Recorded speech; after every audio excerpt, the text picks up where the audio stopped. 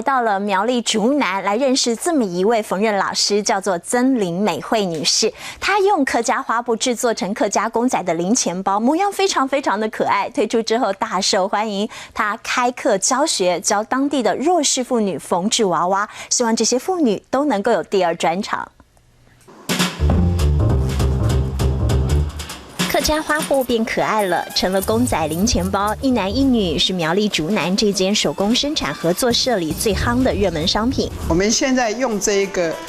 桐花的布料来设计一个桐花的娃娃。公仔娃娃怎么设计出来的呢？全靠这一位曾林美惠老师。她从小就爱缝纫，而身为客家媳妇，她又认为客家文化很有特色。在左思右想之后，她决定让客家花布多了笑脸。我就想说，假如很单纯的一个桐花布包，可能吸引力不够，也没有我们想要做创意的这个思维，所以我就把客家公仔，这是一个客家的娃娃的造型，把它加进去。有了构想，美惠老师开始行动，强调娃娃的脸庞是最大的卖点。看起来很简单，但是却很费功夫，因为全程手工缝制，缝一个可得花上1天的时间。现在是在做眼睛的固定哈，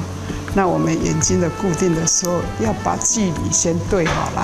啊，不能太偏旁边啊。 由桐花布料被笑脸装饰得很亲切，特制的公仔零钱包有浓的客家风，让竹南不少弱势的客家妈妈们也来学习这项缝制技术。粘起来挡哈，你挡的时在要先挡，要退针哈，要给它有一个退针，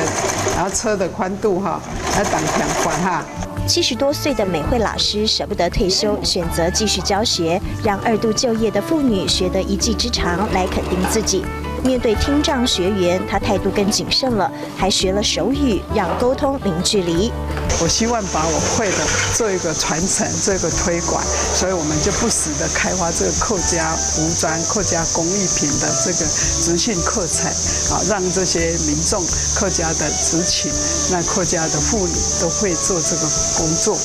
客家妈妈的手艺越来越好，让美惠老师设计出的商品开始量产贩售。手工合作社成了弱势妈妈的新舞台，靠着一针一线缝出更确切的未来。岁月深刻爱的力量，用针线一针一缝牢牢紧抓，直到桐花微笑绽放，直到花布温暖开展，承载客家妈妈希望的公仔，诉说温暖的感动时刻。